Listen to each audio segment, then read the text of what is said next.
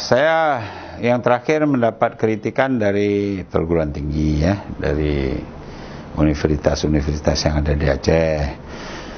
Selalu terlambat mengeluarkan payung hukum. Saya mau kasih tahu, kita ini kan bernegara ya. Kalau saya pribadi dengan pemerintah Aceh, kalau bisa hari ini kita pikirkan, hari ini kita rapatkan, besok kita teken payung hukumnya, peraturan perundang-undangannya. Tapi kan ini negara, ada semua, ada prosesnya. Pergub kita itu harus dikonsultasikan ke Kemendagri, difasilitasi Mendagri untuk dikoreksi semua aspek dari peraturan perundang-undangannya. Dan per 2 hari yang lalu itu baru akan diberi nomor. Jadi ini pun prosesnya sudah hampir sebulan. Kalau kita sih begitu kita selesai rapat dengan Forkopimda, waktu itu kita Zoom meeting dengan seluruh kabupaten kota, menerima masukan,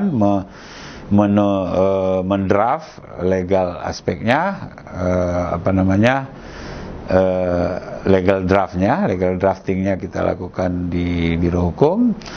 Personil kita memeriksa redaksional, legal draft dan lain-lain, langsung mengirim ke Mendagri. Nah di Mendagri ya kita kan harus menunggu koreksi dari mereka.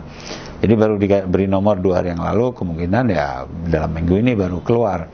Nah kalau itu keluar, itu menjadi payung hukum mungkin bagi kabupaten kota untuk menindaklanjuti peraturan perundang-undangan apa yang harus dilakukan di kabupaten kota. Nah di masa yang lalu kan saya sering dikritik pemerintah Aceh dalam hal ini, kenapa hanya surat edaran, kenapa hanya Kepgub, kenapa tidak Pergub, padahal lebih efektif. Ya gini, kalau Pergub ada sebuah proses yang harus melalui fasilitasi Mendagri, itu kira-kira prosesnya 15 hari. Kemudian kita tunggu penomoran dan seterusnya, ya, menghabiskan waktu ya kira-kira sebulan. Nah kemungkinan ya ini baru keluar minggu ini, baru bisa efektif kita eksekusi di lapangan.